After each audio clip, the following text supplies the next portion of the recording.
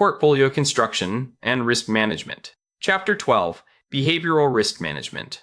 Section 1, Emotional Investing. Emotional investing happens when feelings start steering decisions more than a clear investment process. The market moves, you feel fear, excitement, or stress, and that feeling begins to act like a signal. Instead of asking what your plan says, you react to what feels urgent in the moment. That can show up as buying because prices are rising, selling because prices are falling, or holding because you do not want to admit a mistake. This is not rare, and it is not limited to beginners. Nearly every investor experiences it, which is why having rules matters so much. 3 emotions deserve special attention because they tend to distort timing in predictable ways: greed, fear, and hope. Greed pushes investors to chase rising prices, often after much of the move has already happened. Fear does the opposite, creating the urge to sell during declines, sometimes very close to the worst point. Hope can be just as costly because it keeps people holding weak positions long after the original reason for owning them has faded. None of these emotions are unusual. The risk begins when they replace judgment instead of simply informing awareness. The core difference between emotional investing and disciplined investing is reaction versus process. Emotional decisions tend to follow headlines, market swings, and whatever feels most important today. In that state, noise gets treated as if it were meaningful information. Disciplined investing filters those distractions through goals, time horizon, risk tolerance, and portfolio rules. The plan does not eliminate uncertainty, but it gives you a stable framework for acting inside it. Over time, that difference in decision method matters more than any single market prediction. Emotional trades often follow a repeating cycle. First, there is a trigger, such as a sharp drop, a sudden rally, or alarming news. Then the body reacts with stress, urgency, and the uncomfortable sense that immediate action is necessary. Very quickly, the mind creates a simple story like, "I need to get out," or "I cannot miss this move." The trade happens before careful analysis, and afterward regret often strengthens the pattern for the next time. The best interruption point is right after you notice the feeling and before you place the order, because that is where a pause can still change the outcome. The damage from emotional investing is usually gradual, rather than dramatic. Investors buy high when enthusiasm is strongest and sell low when fear becomes unbearable. They miss recoveries because they step out after declines and only feel safe enough to return after prices have already rebounded. Frequent trading can also add costs, taxes, and unnecessary friction. Just as important, repeated emotional decisions can push a portfolio away from its target allocation. A few small reactions may not seem serious in isolation, but over many years they can quietly weaken compounding. This example shows how greed and fear can work together to shrink a good result. An investor buys 100 shares at $50, then feels more confident as the price rises and adds 50 more shares at $82. That second purchase is not necessarily wrong, but if it is driven by excitement rather than a plan, the timing becomes vulnerable. When the stock later falls to $64, fear takes over and the investor sells all 150 shares. Even though the original purchase was strong, the emotional add-on near the highs and the fearful sale after the drop reduced the overall gain to just $500. The lesson is that bad timing on both the buy and sell side can turn a winning idea into a disappointing outcome. Emotional investing leads clues, and learning to notice them is a practical skill. Constantly checking prices is one common sign, because frequent monitoring increases stress and the temptation to react. Trading immediately after news is another warning, especially when there has not been time to evaluate whether the information truly changes the investment case. Repeatedly second-guessing holdings, holding losers mainly out of hope, and changing your rules during stressful periods are also strong signals. These patterns do not automatically mean every decision is wrong. They simply tell you that a pause and a review of your process would be wise. The goal is not to become emotionless. The goal is to keep emotions from overruling your investment process. Clear buy, sell, and rebalance rules help because they reduce the need to improvise under pressure. A cooling off period creates distance between the feeling and the action, which is often enough to improve judgment. Checking prices less often lowers unnecessary stress, and focusing on process instead of today's return keeps attention on what you can control. An investment journal adds one more layer of protection by forcing you to write down why you are acting and what evidence would support or challenge the decision. A simple reflection exercise can turn this topic into something useful right away. Think of a recent moment when a market move triggered a strong reaction in you. Identify what happened, what action you wanted to take, and what rule could have helped in that situation. Then choose one safeguard you could realistically follow for the next 30 days, such as a waiting period or a rebalancing rule. The important part is making the safeguard specific enough that you can actually use it. Behavioral improvement usually starts with one practical change, not with trying to fix everything at once. The key idea to carry forward is that emotional investing is normal, but unmanaged emotion is dangerous. Fear, greed, and hope can all distort judgment, especially when markets feel intense. The most reliable defense is not willpower alone. It is structure, written rules, regular reviews, and a plan tied to long-term goals. Those systems make thoughtful decisions easier when emotions are strongest. That foundation leads naturally into one of the most costly emotional reactions of all, panic selling. Section 2. Panic selling. Panic selling is a fear-driven decision to sell during a market decline. The defining feature is not simply that a sale happens during a downturn, but that the sale is driven by emotion rather than by analysis or a pre-planned process. Investors often tell themselves they are being prudent, when in reality, they are just trying to escape discomfort, because declines feel urgent. Panic selling frequently occurs close to the worst moment. Bad timing makes it especially harmful. A planned portfolio change can be sensible during a downturn, but panic selling is reactive, rushed, and usually disconnected from long-term strategy. Panic selling can be so costly because it turns a temporary paper loss into a permanent realized loss. Once the position is sold, the decline is no longer just volatility you experienced. It becomes money you have actually locked in. The second problem is that rebounds often begin before investors feel emotionally ready to return. Missing even a handful of strong recovery days can materially reduce long-term results. Re-entering later is harder than many people expect, because fear tends to fade only after prices have already risen. That creates the classic pattern of selling low and buying back higher. It is important to separate panic selling from disciplined risk management. Not every sale during a downturn is a mistake, and not every decision to reduce exposure is emotional. A disciplined investor may act because a risk limit was breached, a liquidity need changed, or the underlying investment thesis genuinely weakened. The difference is that those actions follow rules, policy, or evidence. Panic selling, by contrast, is mostly a response to falling prices themselves. Two investors can face the same market drop and make very different decisions depending on whether they are following a process or fleeing discomfort. The urge to panic sell is often strengthened by several behavioral biases working together. Loss aversion makes declines feel more painful than equivalent gains feel rewarding, so the pressure to stop the pain becomes intense. Availability bias causes recent bad news to dominate your thinking, making the situation seem worse and more permanent than it may be. Herd behavior adds another layer, because if everyone else appears to be selling, selling can feel safer and more justified.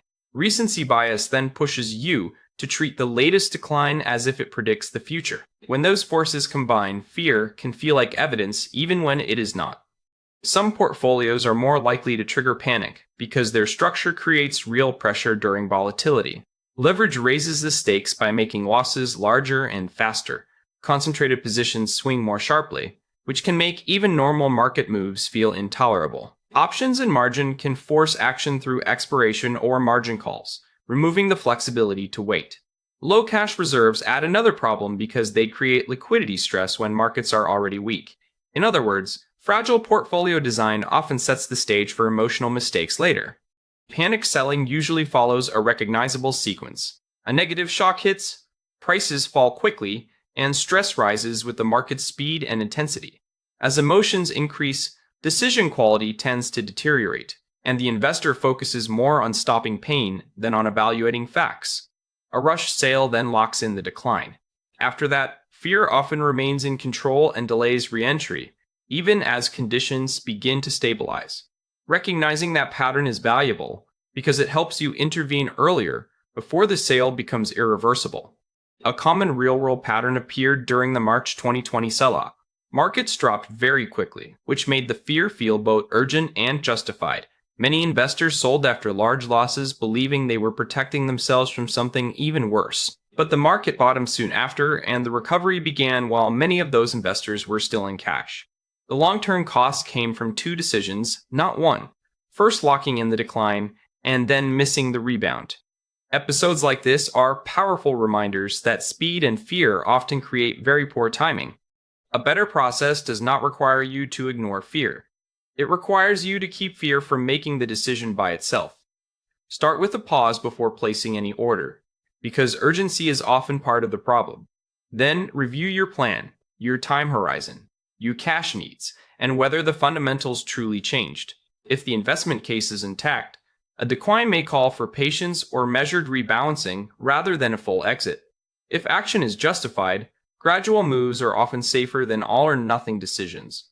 The point is to slow the process enough that evidence can rejoin the conversation. Several habits make panic selling more likely. One is mistaking fear for risk management, as if feeling scared automatically means the portfolio is too risky. Another is assuming that a price drop alone is a sell signal, even when nothing meaningful has changed in the underlying investment. Constant portfolio checking can amplify stress and create false urgency. Many investors also overestimate their ability to sell now and buy back lower later, which is usually much harder in practice.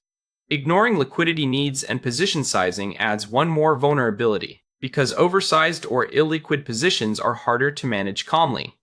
This reflection exercise is designed to separate what you feared from what actually happened.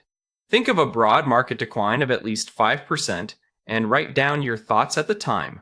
What were you worried would happen, and did you seriously consider selling? Then look 6 months later and compare the actual outcome with the emotional forecast you made during the drop.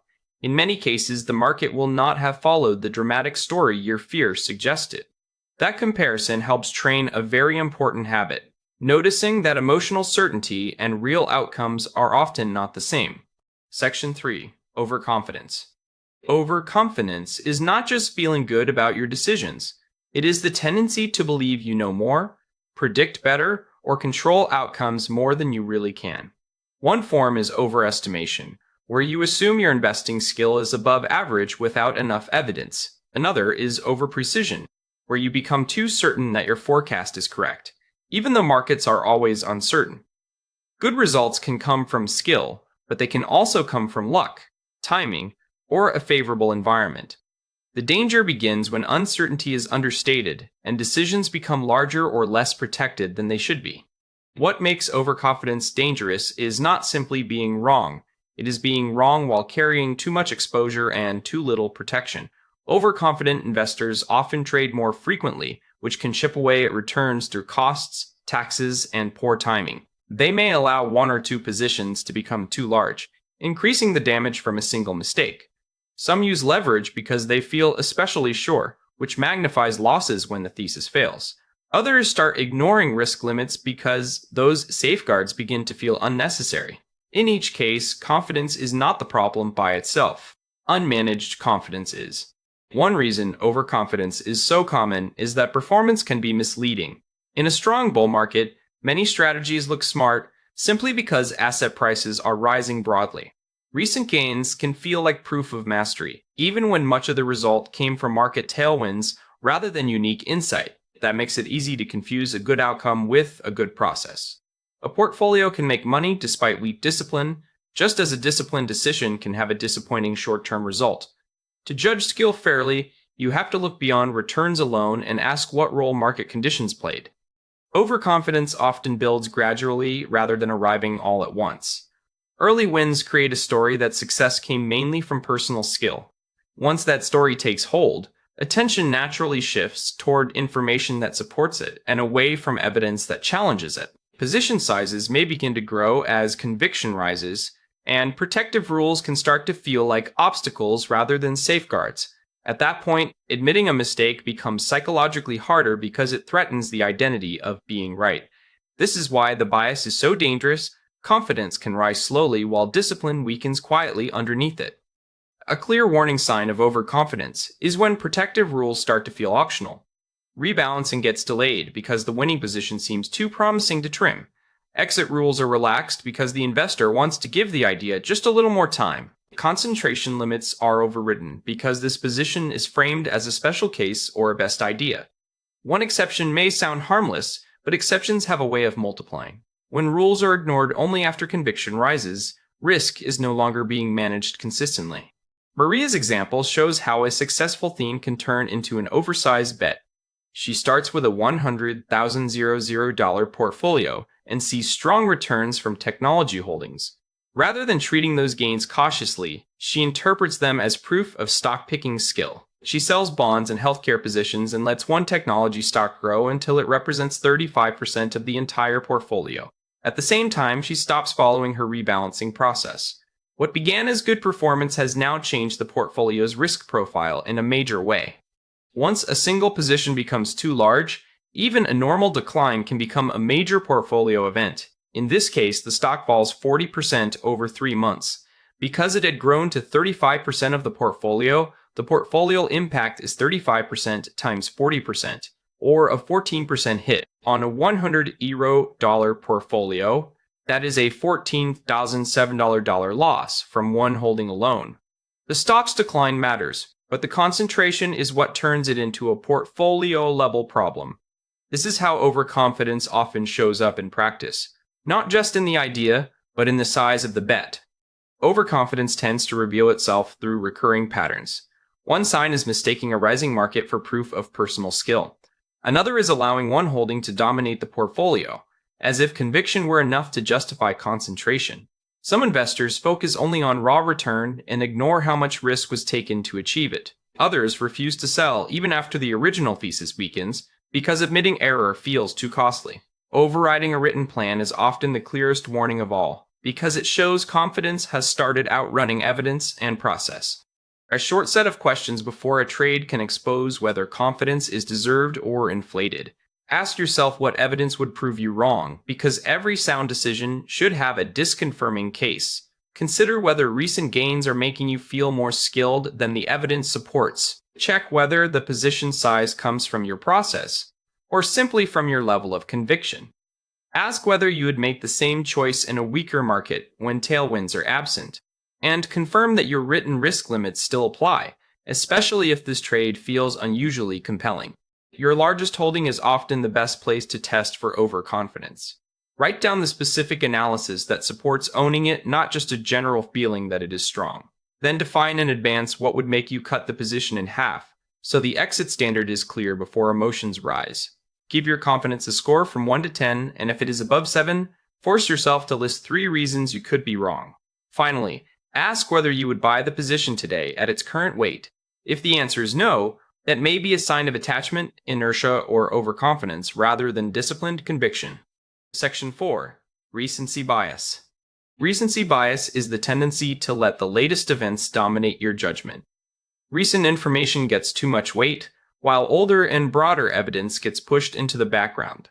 A sharp move over the last week or month can start to feel more important than years of data. Investors then treat fresh information not just as news, but as if it were a reliable forecast. This bias feels natural because the most recent evidence is easiest to remember, but in investing, what feels most vivid is not always what matters most. Recent moves feel powerful because they are vivid, memorable, and emotionally charged. A sharp drop yesterday is easier for the mind to hold than a slow 5-year recovery path. Fast moves also create urgency, and urgency tends to magnify whatever just happened. That emotional intensity can overpower context, making temporary volatility feel permanent. In practical terms, the latest event starts to feel more real than the broader history. This is one reason investors so often overreact to short-term market behavior. Recency bias usually becomes costly when a recent event turns into the main reference point for decision-making. The investor assumes the short-term pattern will continue, even when that assumption has little support. That belief then drives action, such as selling after a decline, waiting too long to invest, or taking extra risk after a rally. In each case, the decision moves away from long-term probabilities and toward short-term emotion. The problem is not noticing recent events. The problem is letting them dominate the entire decision process. This bias shows up throughout portfolios, not just in big market headlines. Recent winners can start to look safer than they really are simply because their charts are going up. Recent losers may be dismissed too quickly, even when the fundamentals are improving underneath the price action. Investors may judge funds, sectors, or strategies mainly by what happened lately instead of by their role in a broader plan. That often leads to buying what just went up and selling what just went down. In other words, recency bias quietly reinforces the classic buy high, sell low pattern. This example shows how a short-term decline can overwhelm a much stronger long-term record. Imagine a diversified equity fund that delivered 8% annual returns over a full decade. Then it falls 15% in just 4 months, and that recent pain feels decisive. An investor sells near the bottom because the latest move seems to say something important about the future. But the fund later recovers and gains 22% over the next 18 months. The long record supported patience, but recency bias gave the short decline more weight than it deserved. Recency bias can be just as expensive on the upside. Suppose a technology fund gained 30% over the past year. An investor becomes excited by that recent success and shifts a large share of the portfolio into it.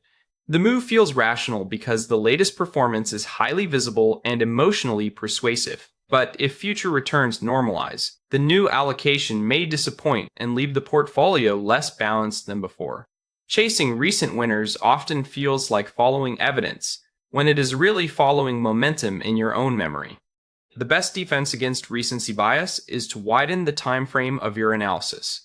Looking at 5, 10, or 15-year periods helps put recent moves in perspective. It also helps to ask whether the actual thesis changed rather than whether the latest price move felt dramatic. A written allocation plan creates a standard that is harder to rewrite emotionally. Rebalancing can be especially useful because it turns volatility into a rule-based response instead of a reactive one. You may not remove the bias, but you can make it much less powerful. A pause is especially helpful before making large portfolio changes. Waiting 24 to 48 hours gives emotional intensity time to fall and evidence time to catch up. During that pause, compare the recent event with market history and ask how similar episodes usually ended. Check whether the urgency comes from facts, such as a real change in your goals or risk constraints, or whether it is mostly emotional. This simple delay can prevent a short-term experience from becoming a long-term mistake. In investing, slowing down is often a form of risk management. There are several common patterns that suggest recency bias may be taking over. One is treating normal volatility as proof that a lasting trend has begun.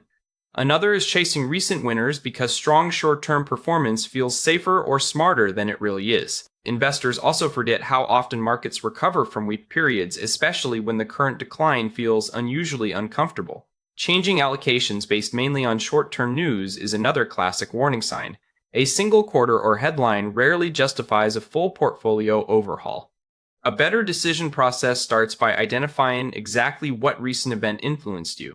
Then list the long-term facts that were also available at the time, such as valuation, diversification, earnings trends, or historical market behavior. Ask whether the latest information truly deserved the weight you gave it. Finally, retest the decision using a 5 to 10-year lens rather than a 1 week or 1 month lens. This approach does not ignore new information. It simply forces recent news to compete with durable evidence before it changes your portfolio. Section 5. Decision Discipline. Decision discipline means following a written investment process, especially when markets feel uncomfortable. A sound strategy can still fail in practice if behavior abandons it at stressful moments. Discipline connects your long-term plan to your real-world actions. It helps you keep using process when fear, excitement, or uncertainty are pushing you toward improvisation. In that sense, discipline is not separate from risk management. It is one of the main ways behavioral risk is controlled. Discipline usually does not break all at once. It erodes through small exceptions that sound reasonable in the moment. You delay a contribution because timing feels bad, or you sell early because locking in gains seems prudent. One exception becomes another, and eventually the strategy is no longer being followed consistently. Costs rise, emotions play a bigger role, and the portfolio starts reflecting improvisation more than design. This is why consistency matters. Many poor outcomes begin as decisions that seemed harmless at the time. Discipline does not mean being rigid or refusing to adapt. A disciplined investor can change course, but the change should come from thoughtful review rather than from short-term emotion. That means setting rules for buying and selling, defining position sizes and risk limits, and being clear about rebalancing. It also means specifying in advance what kinds of evidence would justify changing the plan itself. Good discipline creates structure with room for reasoned updates. What it avoids is the knee-jerk move that feels justified only because the market is noisy. Stressful markets are exactly where structure proves its value. A market drop can create a strong urge to act immediately, especially because losses feel more painful than gains feel rewarding.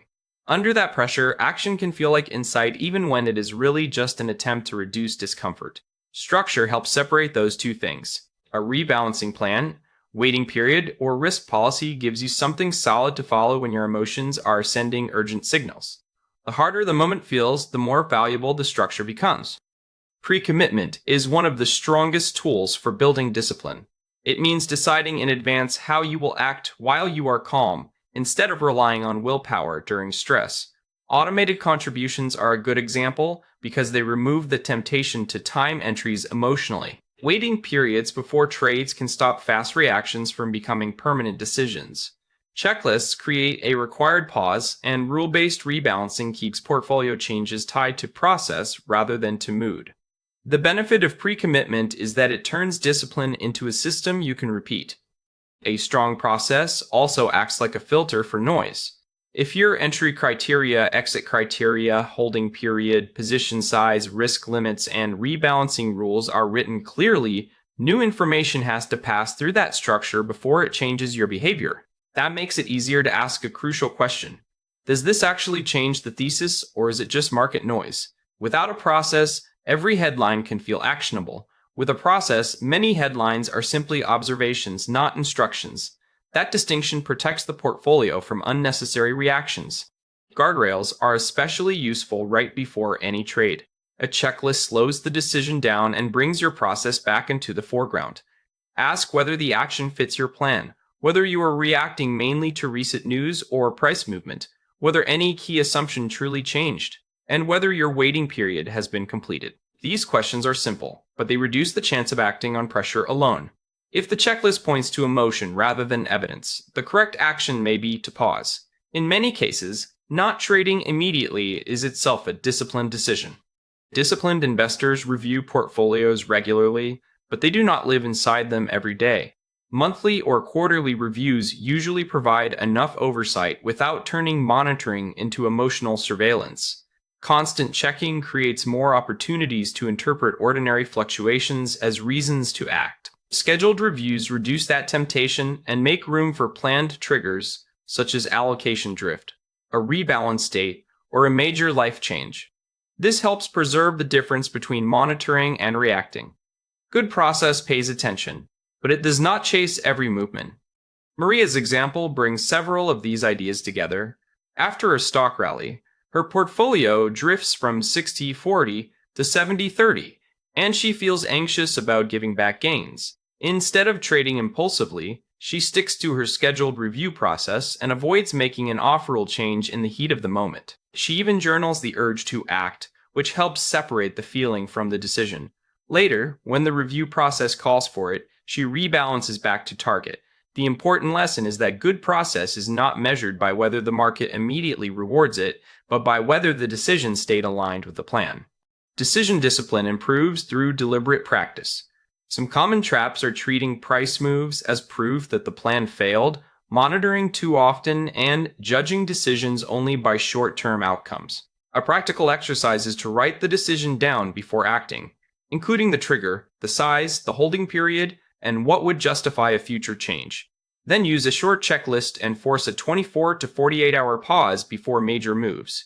Afterward, review the choice and compare how it looked immediately versus after waiting. Over time, that routine helps make behavior steadier, more consistent, and much less vulnerable to emotional swings.